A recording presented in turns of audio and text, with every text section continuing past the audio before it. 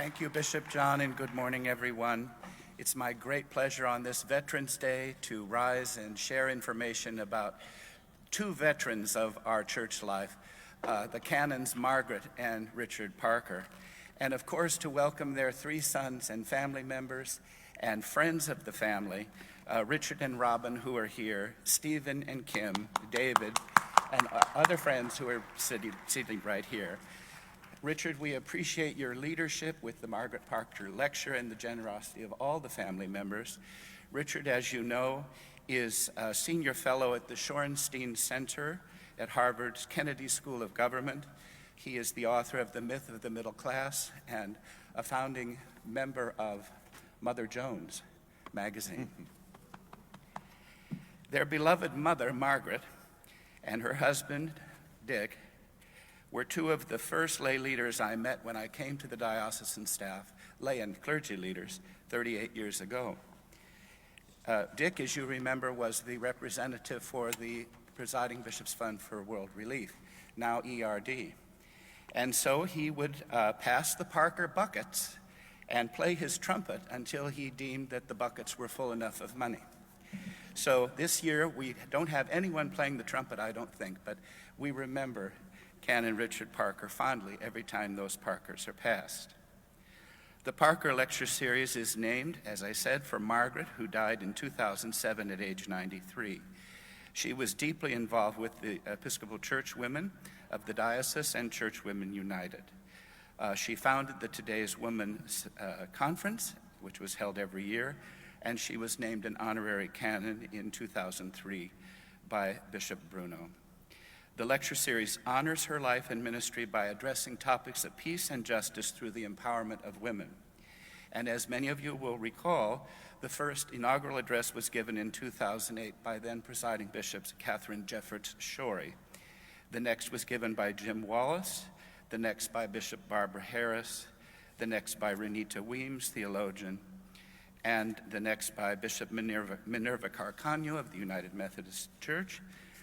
Next, the United Farm Workers co-founder Dolores Huerta, and the seventh in 2021 by environmentalist Mary Nichols of St. James, Wilshire, the parish in which Margaret and Richard Parker met all those years ago when Richard was curate there. Now it gives me great pleasure, and it's a deep honor, to introduce Dr. Robert Ross, who is CEO of the California Endowment. He is a physician and a parishioner of St. Mark's Church in Altadena. There we are. He is a leader in implementing the Affordable Care Act in California. He chaired the Los Angeles County Task Force on Alternatives to Incarceration, developing a strategic roadmap for the county to reform the criminal justice system in support of health-focused strategies to reduce incarceration. This was in 2021. Dr. Ross has announced his retirement from the California Endowment in 2024, and he's partnered with the board of directors to raise $30 million for a first ever social bond by philanthropy in California, designed to invest in systems change and movement, building support of grassroots activists in social justice. His list of honors and achievements is long. I commend to you the article in the Episcopal News, and without any further ado, it is my great pleasure to introduce Dr. Robert Ross. Welcome, Bob, and thank you, Bob. Welcome, Bob, and thank you so much. You're the best.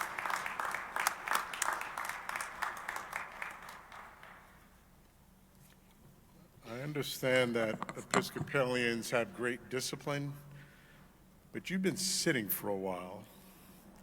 Stand, take a breath, move your arms and legs.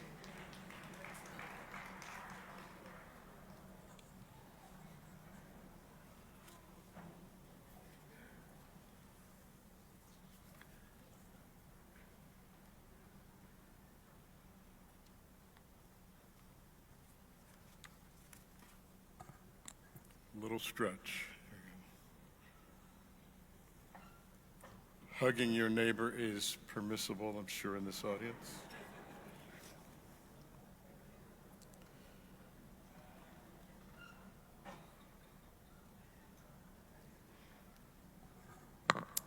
And as one of my fellow colleagues at St. Mark's just texted me, a reminder, may the words of my mouth and the meditations of our hearts be always acceptable in your sight, O God, our strength and our Redeemer. Let the people say amen.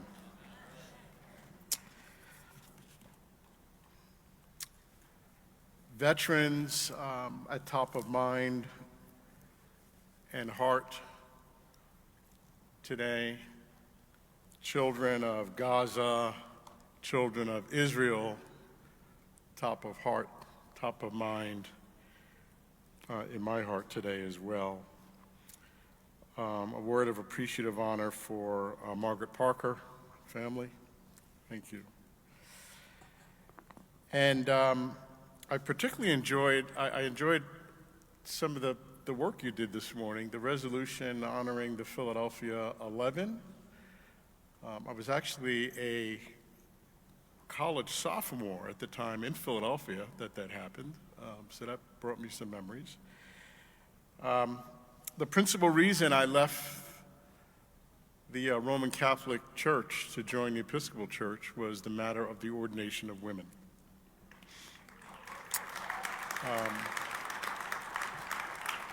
And feel quite honored that the leadership and the stewardship of our church at St. Mark's,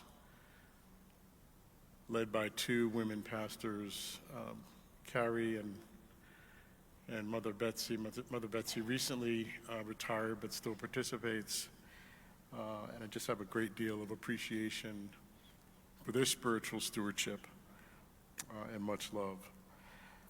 And then to my friend Bishop Taylor, who just leads this place with love,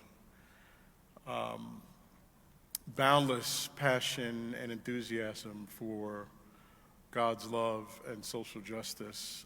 I am convinced, Bishop Taylor, that you begin each day with 3 cups of coffee, 4 Diet Cokes, and 5 Red Bulls.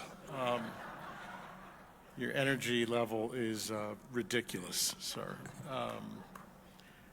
But we need that kind of indefatigable energy to lead in these times. So thank you for having me. Also, the resolution on Holy Family Services. It does great work and brought me and my departed wife, our child, who's now 21 years old. Thank you to Holy Family Services for that and the leadership of that organization. So let me do a couple of things this morning, and I know I'm standing between you and lunch. Too bad. But I've been blessed and honored to be in this job. I've announced my retirement as president and CEO of the California Endowment. It's a job I've had for 23 years. The job is truly God's gift. What I do for a living over the last couple of decades is sign checks to people who execute God's love. It's great work if you can find it, right? And it's been a thrilling ride. And I come with you to share a personal story of transformation as a leader in philanthropy here in our region and in our state. I began my career this is my 3rd career actually. My first career was as a practicing pediatrician on the East Coast in Philadelphia and in Camden, New Jersey. My second career as a public health official in Philadelphia and then later here in California and most recently at the California Endowment. And when I started work as a pediatrician on the East Coast, I underwent the first of a series of developmental, pivotal, transformational events. I was practicing in a very poor low-income community in South Camden and also at a clinic in North Philadelphia. And this was in the mid to late 80s. And I love the work. I love the work of being a pediatrician. I love the kids. I love the families. I love the community I served. And then some evil genius invented crack cocaine. A brief introduction into pharmacology, human pharmacology for a minute. So before the 1980s, poor people couldn't buy cocaine. It came in a very expensive powdered form. You had to have at least $100 in your pocket to buy cocaine. So cocaine was typically a disco club era drug by people who had money in their pocket and who had adequate, more than adequate financial means. Until crack cocaine was invented in the 80s. And what happened with the development of crack cocaine is that it turned the powdered form of cocaine, which was very expensive, $100 and up, into a $5 to $10 per hit passport or visa from hopelessness to euphoria. Cocaine and crack cocaine is a very intensely addictive, highly euphoric drug. It's metabolized by the liver very quickly in 20 minutes, 30 minutes, which means once you get that taste of euphoria, that departure from hopelessness, you want it again and again and again and again. And the phenomenon of crack cocaine spread like wildfire across every urban black and brown community in this country, from New York to Philly to Chicago to Birmingham to East St. Louis to Dallas to LA. And this phenomenon hit the community I was serving as a pediatrician, and the impact was devastating. Rates of infant mortality skyrocketed because mothers who were addicted to the drug forgot that they were mothers. Preterm births and premature births increased substantially.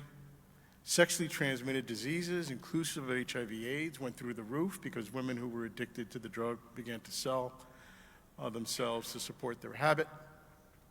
Young men who were addicted would steal from their grandmothers and their neighbors and break into cars.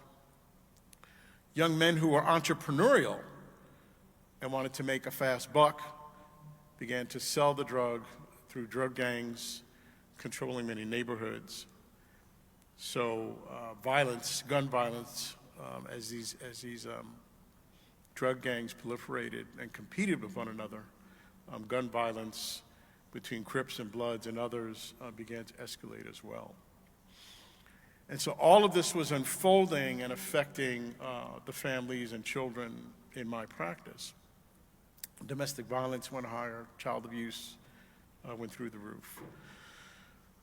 And my reaction was kind of twofold. First, I was being rudely introduced to what we now call in the field of public health, the social determinants of health.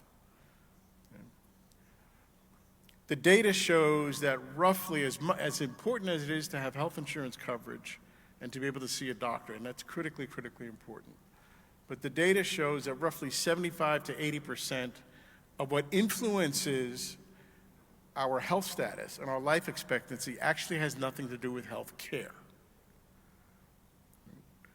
It has to do with the conditions of our community. The air we breathe, the water we have access to fresh fruits and vegetables, access to exercise, is it safe, is it violence-free? All of those factors. Poverty, housing, the quality of housing, these are the conditions, the social determinants that impact health. And I would add hopelessness to that list. So I was being introduced as a practicing physician to that phenomenon when the only toolkit I had to be a healer was to write prescriptions and provide vaccinations. And this thing was unfolding that was influencing the quality of life and the quality of health life in the families I was serving that I had no control over, that I could write no prescription for.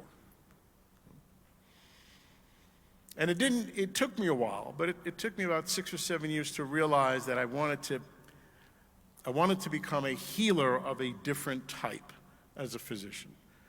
And instead of having an individual family or child as my patient, I was really interested in the community as a patient. And that's how I shifted my career from the practice of pediatrics and into public health. The second thing that was upsetting was to see our nation's response to the crack cocaine epidemic. And the nation's response to this devastating epidemic was not a substantive or substantial increase in mental health services, in substance abuse treatment services, in housing, in employment development, and job training. The nation's policy response to the crack cocaine epidemic was 3 strikes and you're out. It criminalized a public health crisis. And we saw a 300% to 400% increase in jail and prison populations from the early 1990s that persists even now. And I couldn't help but think about the racial overtones of the nation's response, as most of the folks who were impacted by the crack cocaine epidemic were black and brown. So my eyes were opened and my heart became bitter about our nation's policy response. And that's how I shifted my career after some reflective and thoughtful prayer and meditation. Went on to run public health departments, and then eventually found my way to this job at the California Endowment, where I could focus my talents on the health of a community. I'll share a couple of stories about how that's gone in a minute. Sidebar commercial break. On July 4th, 2026, this nation will celebrate its 250th anniversary as a nation. It will be the 250th anniversary of the Declaration of Independence. It is arguably the last time this country has had a defined social contract, an understanding between the government and the governed, or the people.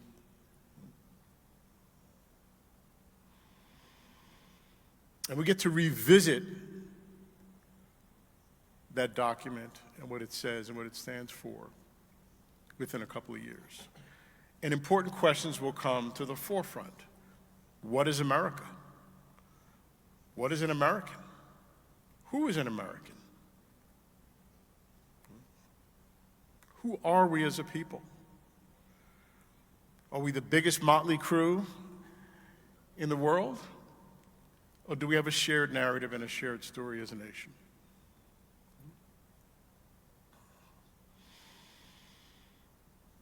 The prose of that document remains powerful and enduring and compelling. Life, liberty, the pursuit of justice in a democratic republic. And the words, for all. For all.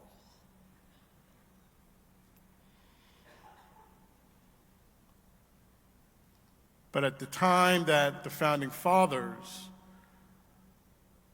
signed that beautifully written and conceived document, the document said for all, but it didn't mean for all.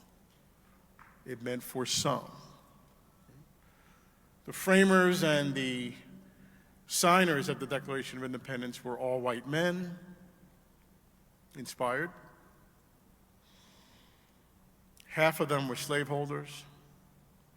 My people were enslaved and in chains. Native American and indigenous communities were victims of genocide and having their land stolen. California was actually Mexico. Women could not participate in a democracy. So I suggested at the time we get to July 4th, 2026, that 250th anniversary, we get to re-examine what for all means. And if you're watching what's happening coming out of Washington lately, we're reverting back towards for some and not for all. We're seeing substantial anti-Black, anti-Asian, anti-queer, anti-LGBT, anti-Muslim, anti-Semitic, anti in this nation.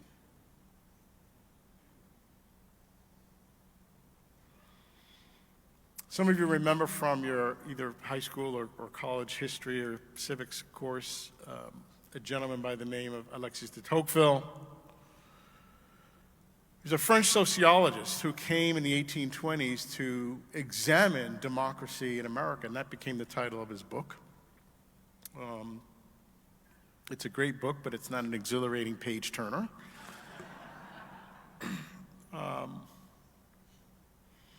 And Tocqueville came from France, actually under the auspices of looking at our legal and justice system.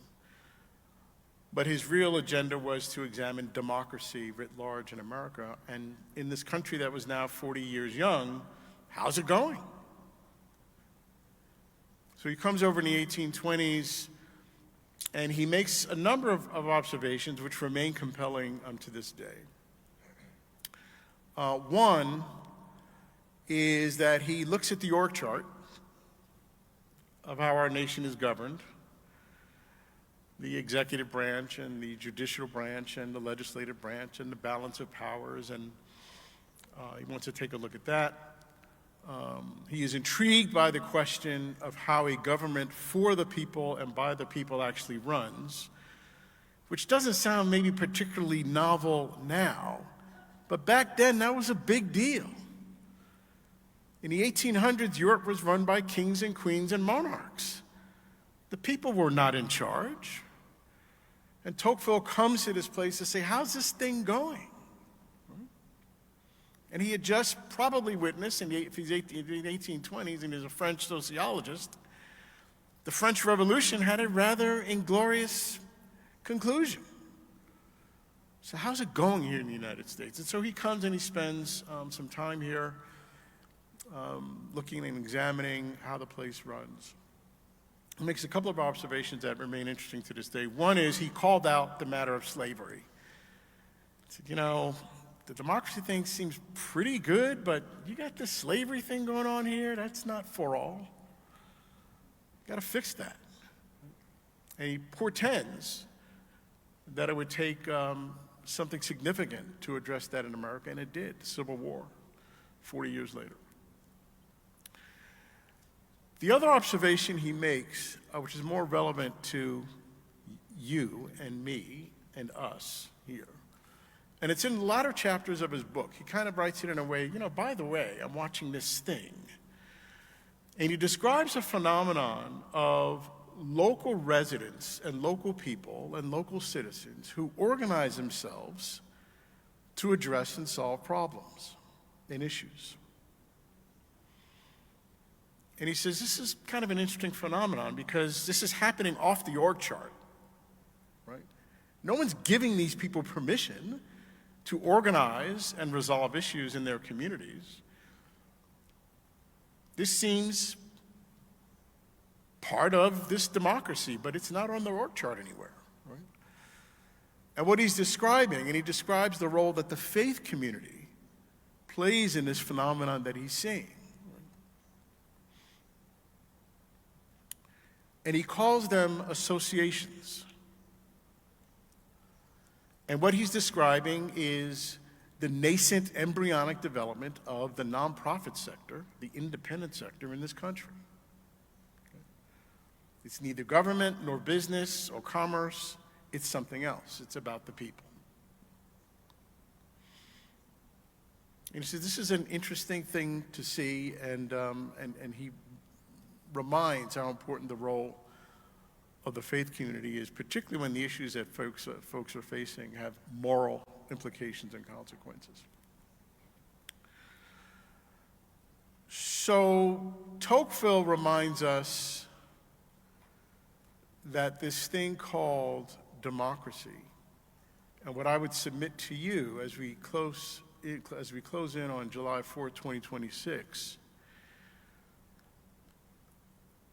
the shining city on the hill for this nation is making a multiracial democracy work, to make for all work and real and profound and authentic. No asterisk, no ifs, no ands, no buts, full, unapologetic belonging for all.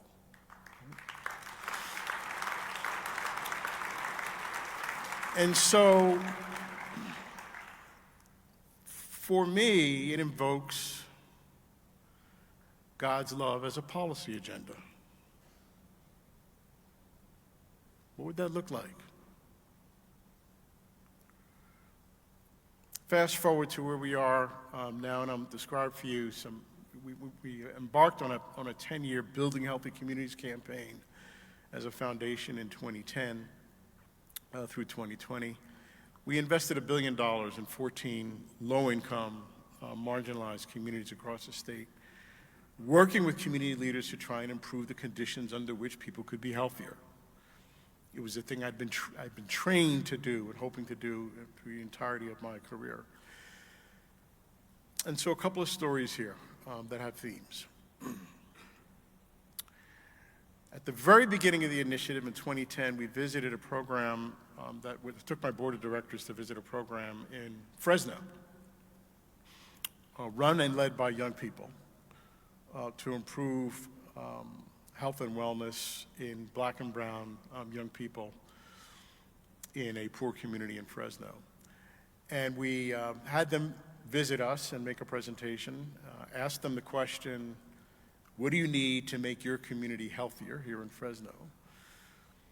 And they gave us an answer. These are mostly 16, 17, 18, 19-year-olds. And they gave us an answer I wasn't expecting. They said, we need you, Dr. Ross, and the California Endowment, to help us change school discipline policies. Huh? We're a health foundation. I'm a pediatrician. I'm waiting to hear about asthma, overweight kids, obesity, maybe even community violence. I was not expecting to hear school discipline policies.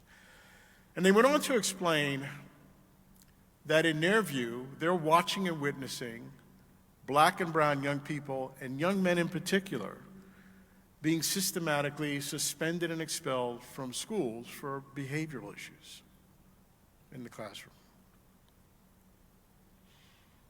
And we want to change that, and we want to fix that, because in our view, it is when young Black and brown people begin to get criminalized in the school setting. And then bad things happen when these kids are turned away from schools through suspensions and expulsions. Okay. Was not aware of this as an issue at all, A. B, is it a health issue? I don't know. But okay, it's coming from the mouths of these young people. And so we began to take a look at the data. And the data showed something very interesting.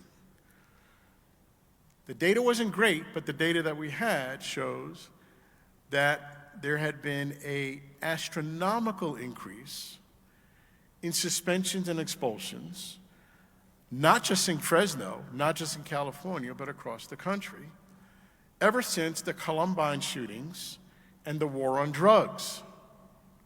That zero tolerance in classrooms and in school settings became a policy agenda, almost concomitant with 3 strikes and you're out in the neighborhoods. And you could track the increase in incarceration rates nationally from the early 90s into the 2000s. And you could do a side-by-side watching a 300% increase in school suspension rates alongside the mass incarceration numbers. And here I was, a board-certified pediatrician, master's in health public policy, We fund organizations like, Harvard and Rand to do studies for us to tell us about the health landscape. And we had to get lectured to by 19-year-olds about this issue to get our eyes opened. And so I shared the findings, the research findings with the board. I said, these kids are onto something. And so we invested in young people in Fresno who connected with similarly situated young people in LA, in Long Beach, in Richmond, in San Diego, in City Heights, in San Bernardino. And they began to organize themselves, a la Tocqueville, to address this issue, raising their voices, saying that what they wanted was more mental health services, more behavioral health supports, more peer-based counseling, more restorative justice in school settings, and not suspensions and expulsions. And so that became a campaign. Took us about 5 years of investing in their voices and their advocacy and their organizing. 8 bills made its way through the legislature to Governor Jerry Brown's desk. 8 of them were all anti-suspension, anti-expulsion, anti-harsh school discipline bills. The governor signed 5 of them. We began to invest in alternatives to school suspension and harsh school discipline as models. Many of those got taken up in school districts and in school settings. I will say to you that 10 years later, school suspension and expulsion rates are down by 60% in the state of California.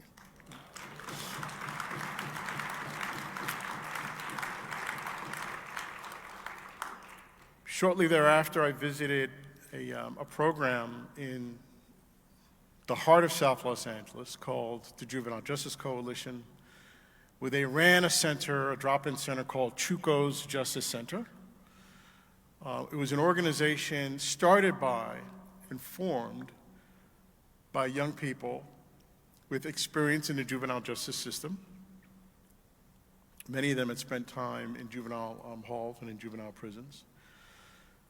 And they wanted to create an alternative pathway for young people with experience in the juvenile justice system to have an opportunity to be hopeful about their future. So they had tutoring and GED classes and job training and mental health supports and services. And I visited with them, and at the time, we had been doing some funding as a foundation in the juvenile justice system, but most of the grants we were doing and operating under at the time were to provide mental health services in juvenile halls and in juvenile prisons, understanding how significant and pervasive the matters of mental health were in that population. And so, with some pride, I shared with these young people at Chuco's Justice Center what we were doing. And they said to me, Dr. Ross, that's cool, but we need you all to spend your money to close youth prisons. We need you all to recognize that our young people don't need to be locked up in facilities in the first place.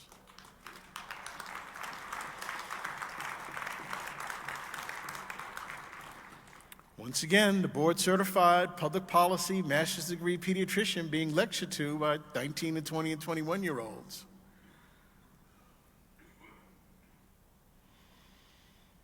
And so, with time, we began to change.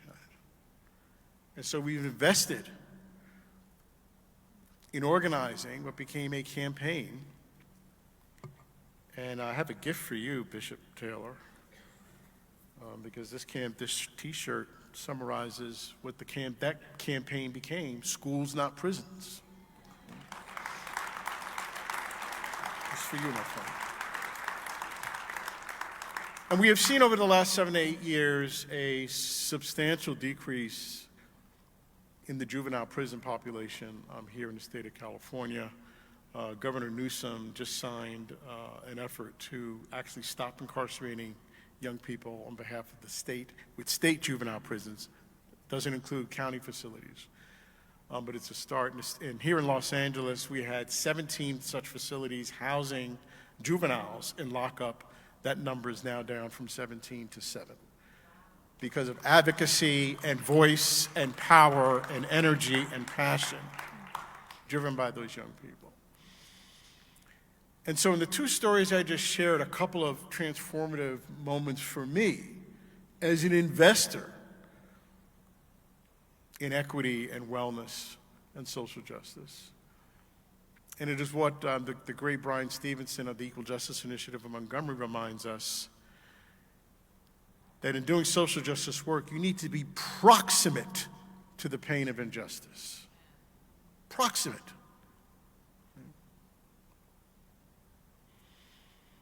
And the third story is one that is equally inspiring and compelling, one that still gives me goosebumps to this day.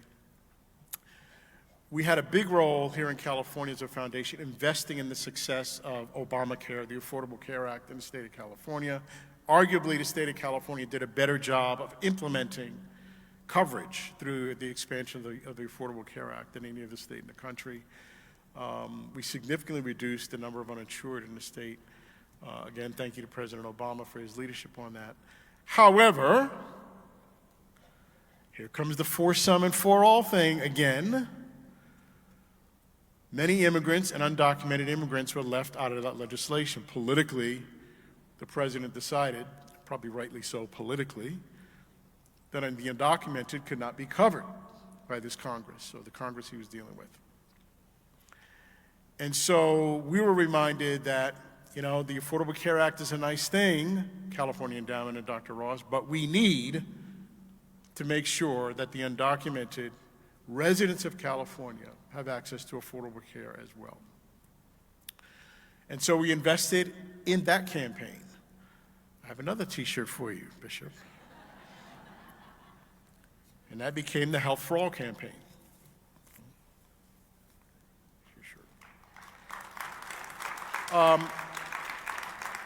The energy for the Health for All campaign, once again, came from an interesting place. They came from a group of young people, which many of you know, familiar with, known as dreamers.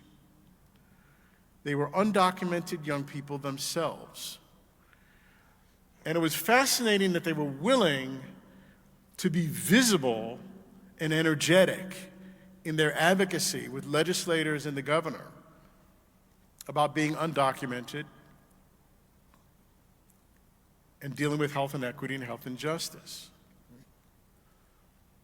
Similarly, we've had Dolores Huerta here, another great partner whom we invest in their work, with the farm workers. Right? Largely invisible to the civic eye in this country and the political eye.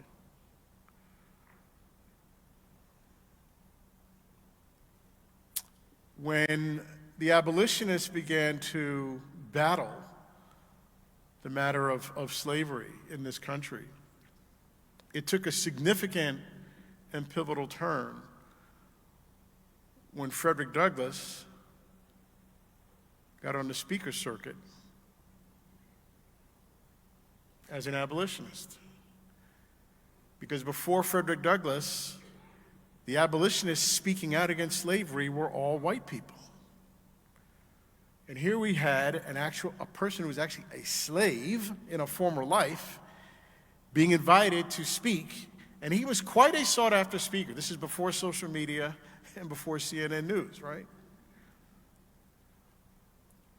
The power of having a former slave as a spokesperson against slavery doesn't seem like a very novel idea. It was a heck of a novel idea, and I don't know who it was that came up with the idea to first invite Frederick Douglass to speak before an abolitionist convention, but God bless that human being.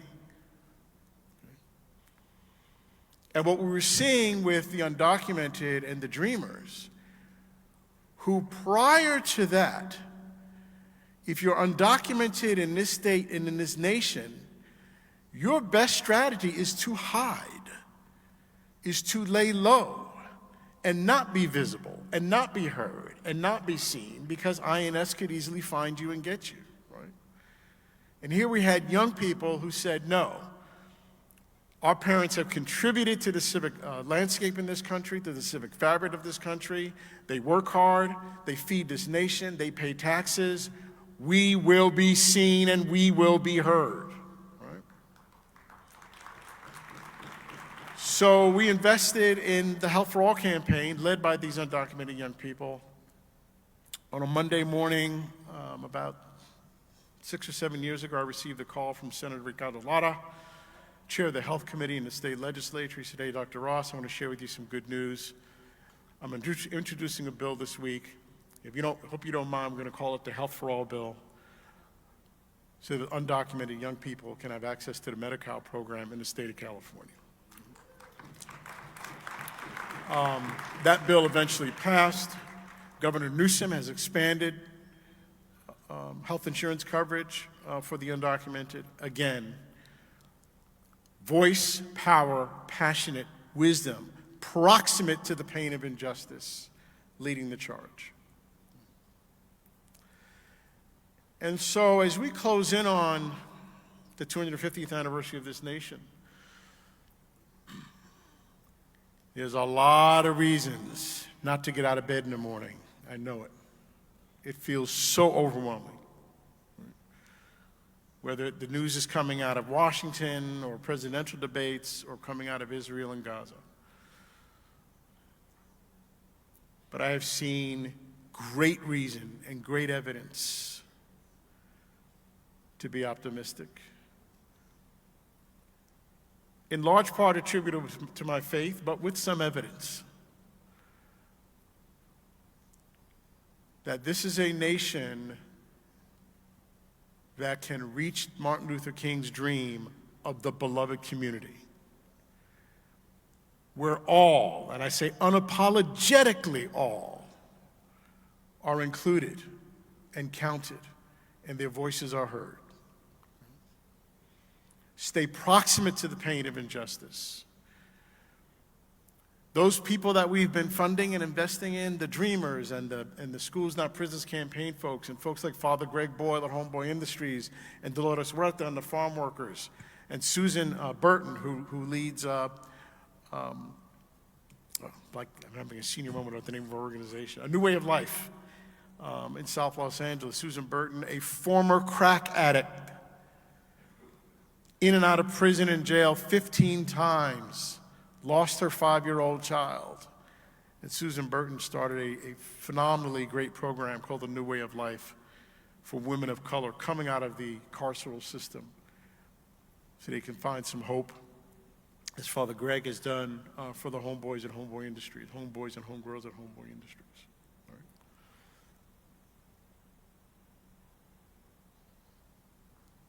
Energy and voice and belief and hope matters. And for my spiritual journey, I was able to understand that what we were witnessing and investing in was God's love in action.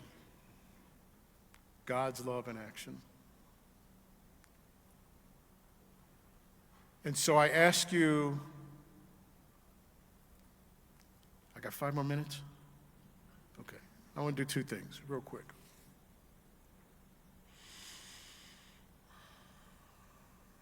Because I'm a patriotic type. And I really do believe in this nation. And I believe in California showing this nation what for all looks like. I'm going to ask a 3-part question. I want to relate, when the answer relates to you, I want you to stand or hold your hand up if you're not able to stand. If you yourself, your siblings, if you were raised in poverty, stand up. If you yourself, okay, keep standing, don't sit down. If your parents were raised in poverty, please stand up. If your grandparents were raised in poverty, please stand up. And if your great-grandparents were raised in poverty, please stand up. Okay? So I'll look around the room for a minute.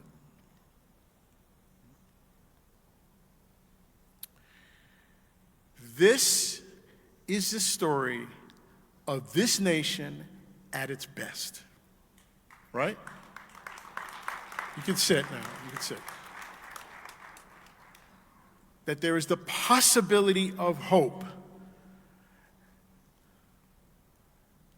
And now what I'll ask each and every one of you to do, in your faith type, so you probably do this on a natural anyway, but I'm going to ask you to just invoke it right here, right now for a moment.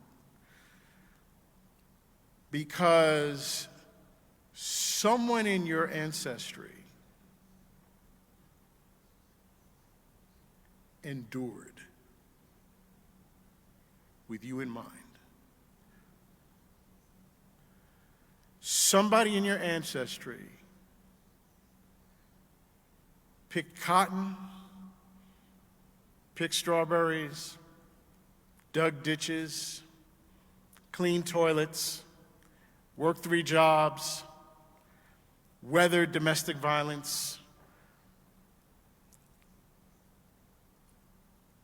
weathered a potato famine, a Holocaust,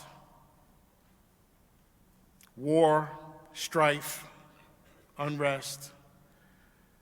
Somebody endured in your ancestry so you could be sitting here today with you in mind, right? And just each of us, just take a minute. Who was that? You know who it was. Could have been mom or dad, great-grandfather, great-grandmother. Somebody sweated because their singular vision was, I need to think about my children and my children's children and my children's children's children.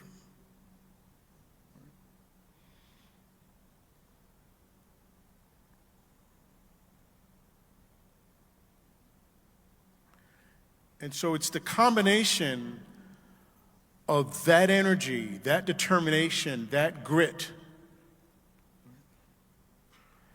and a nation in a understanding of a social contract with its citizenry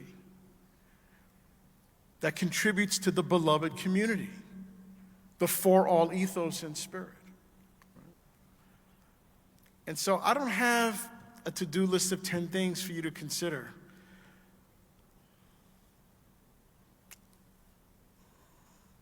I know the faith community in this country needs to show up more powerfully than it is now to get this nation back on track, to get this nation ready for the 4th of July, 2026. For all, unapologetic inclusion. I know that young people should not be imprisoned. I know that we should have health for all. No excuses, nobody left out. I know that school funding remains unequitable in this country. That needs to be fixed. We know that there are not enough mental health professionals providing services in communities. And too often in this nation, public safety is defined by badges and guns and handcuffs, and not services and supports and God's love. I know we have a men's central jail right downtown in Los Angeles. I'm going to call on your help, Episcopal Church. That men's central jail has killed 30 human beings over the last 2 years. Video just got let out this week that shows inmates being beaten by deputies in that jail. We are working on a campaign to get that jail closed and replace it with a village that we call Hope Village, a village of services and supports and housing. And so I come to you with, inspired by God's love, a checkbook that helps, and understanding that those that are at the point of injustice, if I could just summarize what I've learned the most in the last 20 years as an executive in philanthropy, because we get asked so much about funding great programs. We're in the business of funding change more than we're funding charity. Not that charity is a bad thing. We all know charity is a wonderful thing. Change. Systems need transformation. And understanding that those who seek our support, who work on behalf of the most marginalized, the most oppressed, the most disenfranchised, the most ignored, they're not merely applicants and supplicants for a grant. They have powerful transformational ideas about a new destiny for this nation. As Father Greg and Dolores Huerta and Susan Burton and the Dreamers have. And I ask you to embrace their story, embrace their passion, follow their lead, become their partners. Love you. Thank you for what you do.